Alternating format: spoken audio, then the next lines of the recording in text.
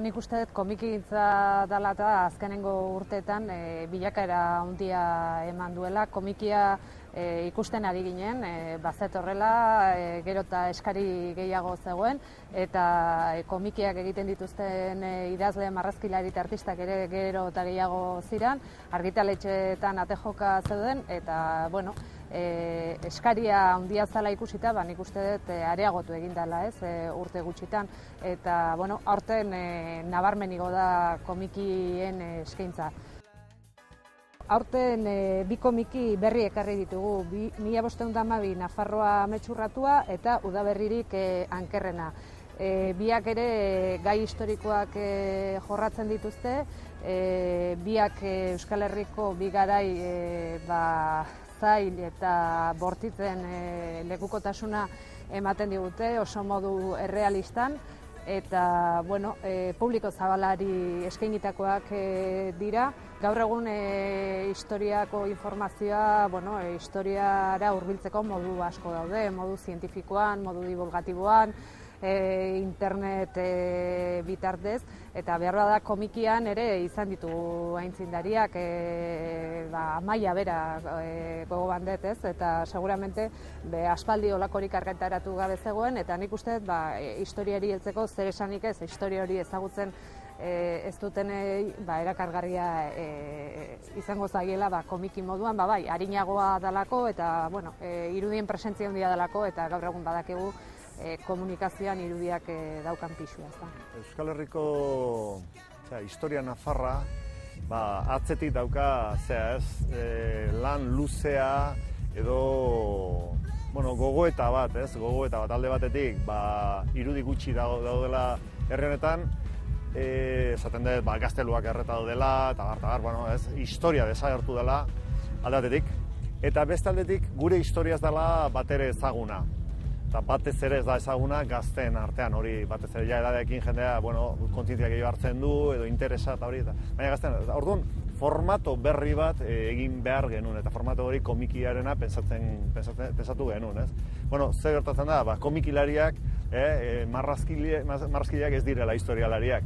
Orduan, sintesia edo, auzolaneko lan bat egin behar genuen, hori izan klabea, ez? Grafikotasun alde hori jorratu dugu beste arrazoi batengatik, ez?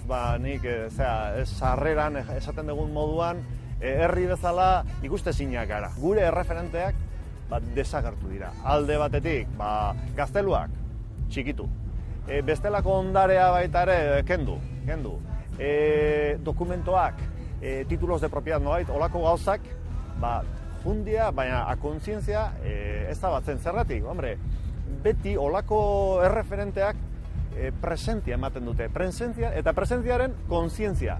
Eta dominantea, potereak beti nahi du, kontzientzia hori ezabatu, desagertu, autoestima guzti hori. Orduan hortik doa, ez? Eta orduan horren kontra ez badaukagu irudirik, badaukagu dato historikoak, goazen dato hoiei, grafikotasun hori, ez? Komiki sisteman bitartez edo formulan bitartez, bada ere. Ni pentsatzen dut komikiak berak ematen duela, beste bideak izan daitezke ez dakit, ez? Baina liburutan oso zaila da, egin dezakezu novela historikoa, baina baita ere formato nahiko serioa da, eta hori, baina nire ustez komikia horretarako bereziki aproposa da, ez? Oso erresa edo behintzat, karo, igual humore egilea, esan dizu, erresa zuk egin, ez? Baina egia da, nik eman niola tasiori, Julio Cesarrek bere liburu hortan, Galietako gerran, hori da, esan zuen, hemen akitanoak badaukate bestelako hizkuntza, bestelako irudia, bestelako ohiturak, garbi da beste herri bat dela, akitano euskaldunak ginen gara hartan, ez? Eta, claro, bera agertzen du, eta harri bat botatzen dio Julio Cesarri, eta esaten dio kontuz idazten duzun, ez? Beti garaileak idazten dute historia, ez? Horlako humore puntu hori, hor daukazu, ez? Hori beste formatotan nik ez dut hain errez ikusten. Nire ustez oso egokia da baita ere, ze horrek umorea ematen dizu baita ere distantzia pixka. Eta nire ustez distantzia hori oso egokia da historiari hurbiltzeko. Batzotan komikiak umorearekin lotzen dira, baina bueno, komikien artean betidanik egon dira modu eta komikiak egiteko modu ezberdinak, generoak edo generoak baina gehiago gaiak, ez, eta estiloak. Eta horren adibide ditugu bi Derreru Natura zaldi eroaren 4. alea ere argitaratu dugu aurten, eta hemen beste eredu badaukagu, ez, egunerokotasunaren berri kasi kazetari moduan ematen digun komiki gilearen eredua. Hori gertatu zaigu zuzenean. Hau, umentzako ote da, ez, bada baita ere, nahi bezu, eta batez ere helduekin esandako umore hori aldetik, ulertzeko laguntza eta baita ere egoerak kokatzeko eta hori, ez, helduen.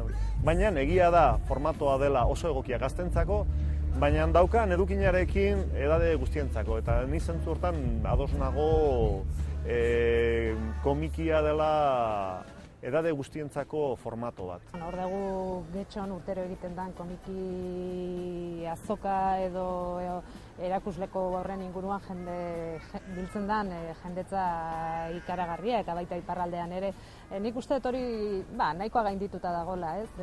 Behar bada kanpoko komikien berri izan degulako, jaso degulako, konsumitu degulako, eta nik uste dut gaur egun komikira errex hurbiltzen da adin guztietako jendea. Uste dut gaztengatik hasita, helduen artean gaur egun komikia ia ez dela konsideratzen aurrentzako produktu edo irakurgai. Durangon gaudela, nire ustez, holako gauzak oso egokiak dira gure herrian, komikia ondo hartua, bereziki kaso honetan jendea esan digu oso ikusgarria dela, oso polita, oso harrera ona izan du, ez? Baina nire ustez oro harrere formato egokia da, eta joko gehiago emango du hemendik aurrera nire ustez. Espero dut eta gainera argitaletxeak saiatuko gero eta komiki gehiago egiten eta tradizio hori lantzen eta hemendik aurrera ere gai, estilo eta modu ezberdinetan egindako komikiei argitaletxetan lekua ematen.